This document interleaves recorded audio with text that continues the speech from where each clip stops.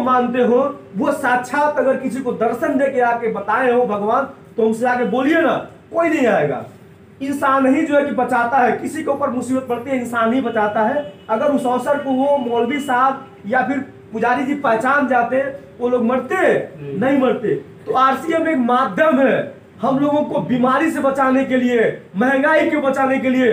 और हम चाहते हैं कि जो इस कंपनी के ओनर हैं, संस्थापक हैं, हमारे आदरणीय पिता स्वरूप, जिनका आज पूरे भारत में परचम लहरा रहा है, जिनको भगवान की तरह लोग पूजा करते हैं, अपने रूम में उनके सामने डेली अगरबत्ती सुनगाते हैं, लाखों करोड़ों घर में जो है कि वो पैसा भेज रहे हैं, स्वास्थ्य भेज रहे हैं। हम चाहते हैं कंपनी के मालिक श्री टी छावड़ा के लिए जोरदार ताली हो, क्योंकि वो लोग वो चाहे तभी हम आज ये सिस्टम में, वो सिस्टम बनाए, सिस्टम में हम फिट हो गए और हमको यहाँ से सब लाभ मिल रहा है। तो हम भी आपको यही कहना चाहते हैं कि आप लोग इस अवसर को पहचानिए। आज अगर आप लोग इसमें से नहीं निकल के आएंगी तो वही हाल होगा जो उन लोगों का हुआ है। तो मेरा कहने का मतलब ये है कि आप लोग यहाँ जो भी सामान आता है इसको आप लोग पहले जानिए। यहाँ साबुन से क्या, देखिए साबुन से भी कैंसर होता है, लोग नहीं समझते हैं ना। साबुन अगर आपका सही नहीं है, टीएफएम जो है कि कम है, ग्रेड अच्छा नहीं, तो साबुन से भी चर्बी चमड़ा रोग हो जा रहा है, कैंसर हो जा रहा है। आप तेल को ले लीजिए, तेल आज हमारे लिए इतना इम्पोर्टेंट है, इतना इम्पोर्टेंट है कि उसकी हम अगर आपको बताने लगे तो मीटिंग बड़ा लंबा हो जाए। लेकिन मोटी मोटा में आपको एक जानकारी और देंगे। हम सभी लोग किसान हैं, गांव से बिलोंग करते हैं, हम सभी लोगों को पता है कि सरसों सब लोग बोते हैं, लेकिन पहले के अपेक्षा अब सरसों कोई बो रहा है क्या सर? अब सरसों कोई नहीं बो रहा है, एक आध दो लोग बोते हैं। जानते हैं क्या करने के लिए? सब्जी में डालने के लिए, मसाला बना के, ना कि पेरवाने के लिए, छौंकने के लिए। ठीक समझिएगा आप लोग। आज सरसों उतना रह नहीं गया है। आप मार्केट में तक पता कर लीजिए। एक दिन हमारी बात हो रही थी कि सरसों आज की डेट में मार्केट में 70-80 रुपया किलो है। कितना है? 70-80 रुपया किलो लालन जी है। अब मान लीजिए, समझिएगा, मैं खत्म करता हूं अपनी बात को। अब 70 रुपया किलो अगर सरसों है, 3 किलो कितना होगा? 210 रुपया किलो है। आप लोग बहुत गंभीर से समझिएगा, आपको समझ में आ जाएगा। मैं उदाहरण देकर आपको समझाना चाह रहा हूं, मार्केट की और सच्चाई आपको बताना चाह रहा हूं। सरसों अगर हमारा घर का है, हमारे खेत का है, अगर हम 3 किलो सरसों लेते हैं, 3 किलो सरसों अगर लेते हैं तो अगर खरीदते हैं तो 210 रुपया होगा। अगर घर का सरसों है तब भी अगर हम आप उसका रेट निकालेंगे तो 210 रुपया होगा।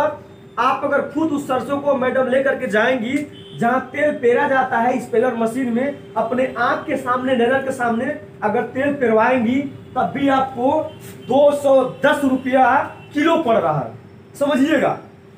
लेकिन आप उम्मीद करिए, जो आज आपको मार्केट में तरह तरह की कंपनियां, मैं किसी कंपनी का नाम नहीं लूंगा, ऐसी ऐसी कंपनियां आ गई हैं, अपने आप को जो है कि एकदम ब्रांडेड मान रही है, टॉप 10 में गिन रही है।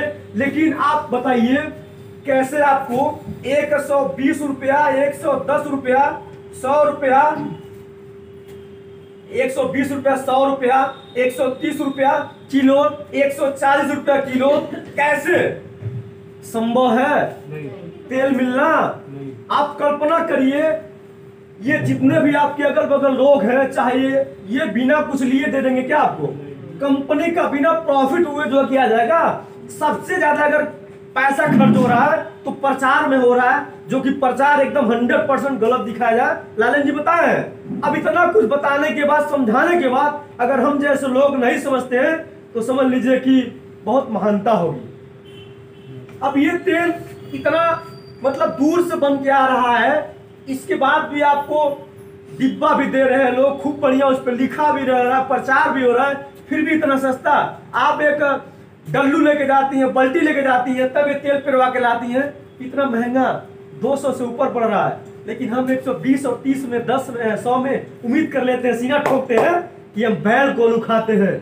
आप लोग एक चीज और सच्चाई जान लीजिएगा, हमें कहने में कहीं कोताही नहीं है। आज पूरे विश्व में आप किसी से पता कर लीजिए कि पूरे विश्व में कहीं भी बैल कोल्हू से तेल पेरा ही नहीं जा रहा है। आप देख लीजिएगा, मैं पता कर चुका हूं। लेकिन आज भी बैल कोल्हू तेल पर लिखा है ब्रांडेड कि बैल कोल्हू कच्ची घानी सरसों का तेल। मैं भी स्टूडेंट हूं, मैं भी पढ़ता हूं, मैं जानता हूं, मैं किताबों में पढ़ा हूं कि बैल कोल्हू उसको कहा जाता है जो आज के 30-40 साल पहले उसको कोल्हुआर की तरह बैल पेरते थे, ना कि आज स्पेलर मशीन पेर रही है उसको हम कह रहे हैं। तो कहीं न कहीं नाम से बस बेचा जा रहा है, उसका काम कुछ नहीं है। आज बीमारी आने का मेन कारण क्या है? मेरा खान पान। अपने शरीर को हम बना लिए हैं कूड़ादान, डस्टबिन, जब जो मर्जी डाल दे रहे हैं, जब जो मर्जी डाल दे रहे हैं। मार्केट में हम कुछ भी खरीदते हैं, पेंट खरीदते हैं, कपड़ा खरीदते हैं, मोबाइल खरीदते हैं, घड़ी खरीदते हैं, उसको बिना जाने समझे खरीदते नहीं सारा। लेकिन जब खाने की बात आती है तो हीरो हीरोइन का प्रचार देख करके इतने दीवाने हो गए हैं कि अगर वो हीरोइन साबुन लगा के गोरी हो जा रही है तो हम भी काले हैं, काली हैं, हम भी गोरी हो जाएंगे। अगर ऐसा होता मैम सर तो वेस्ट इंडीज वाले एकदम ब्लैक हैं, वो लोग काले नहीं होते, गोरे हो जाते। तो मेरा समझाने का मतलब क्या है? इस अवसर को हम लोगों को पहचानना पड़ेगा। अगर नहीं पहचानेंगे तो उसी भीड़ के हिस्से में जाना पड़ेगा। आज जाके गोरखपुर में देख लीजिए, किसी हॉस्पिटल में बेड आसानी से मिलने वाला नहीं है।